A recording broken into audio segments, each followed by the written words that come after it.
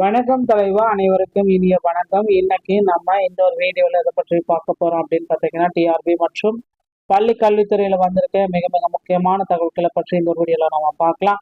அரசு பள்ளிகள்ல 1328 உடற்கல்வி ஆசிரியர் பணியிடங்களை உருவாக்கம் பெற்றிருக்காங்க. இதற்கான அரசாணை வெளியிட்டிருக்காங்க. தமிழகத்தில் அரசு உயர்நிலை மேல்நிலை பள்ளிகளில் புதிதாக 1328 உடற்கல்வி ஆசிரியர் பணியிடங்கள், 297 உடற்கல்வி இயக்குனர் கிரேட் 2 பணியிடங்கள் உருவாக்கப்பட்டுள்ளன. இது குறித்து பள்ளிக்கல்வித்துறை செயலர் சந்திரமோகன் வெளியிட்ட அரசாணையில், தமிழக சட்டப்பேரவையில் பள்ளிக்கல்வித்துறை மானிய கோரிக்கையின் பொழுது 2023-24 உடற்கல்வி ஆசிரியர் பணியிடங்கள் இல்லாத அனைத்து அரசு பள்ளிகளிலும் உடற்கல்வி ஆசிரியர் பணி மற்றும் ஆசிரியர் பணியிடங்கள் உருவாக்கப்பட்டுள்ளது.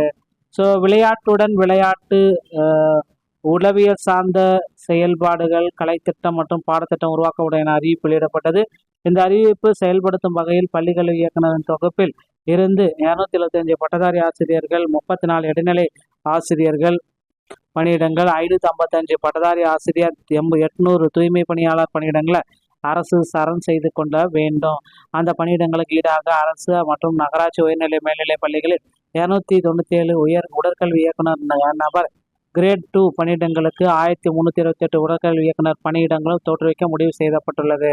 அரசு ஆணையிடுவது என தெரிவிக்கப்பட்டுள்ளது. புதிதாக உருவாக்கப்பட்டுள்ள 1328 உடற்கல்வி ஆசிரியர் பணியிடங்கள் நேரடி நியமனம் மூலமாக, மேலும் 297 உடற்கல்வி இயக்குனர் நிலை கிரேட் 2 பணியிடங்கள் பதவி உயர்வு மூலமாகவும் நிரப்பப்படும் அப்படின்றத குறிப்பிட்டு சொல்றாங்க.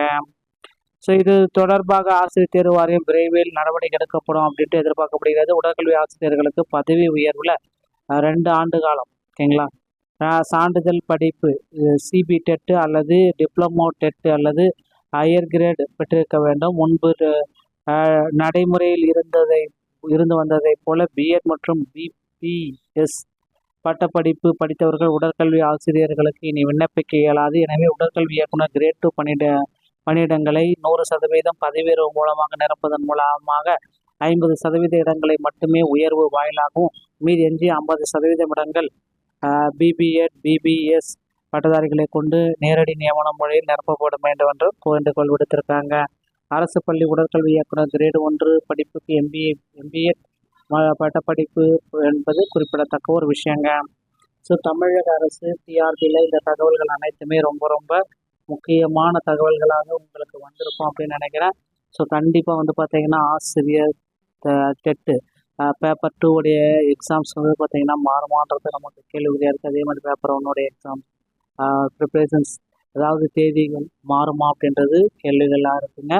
பள்ளி கல்வித்துறையில் அமைச்சர் ராஜ்மோகன் அவர்களும் தற்காலிக ஆசிரியர் பணியிடங்கள் 15,000 பேரை உடனடியாக எடுத்துக்கலாம் அப்படின்றத குறிப்பிட்டிருக்காரு.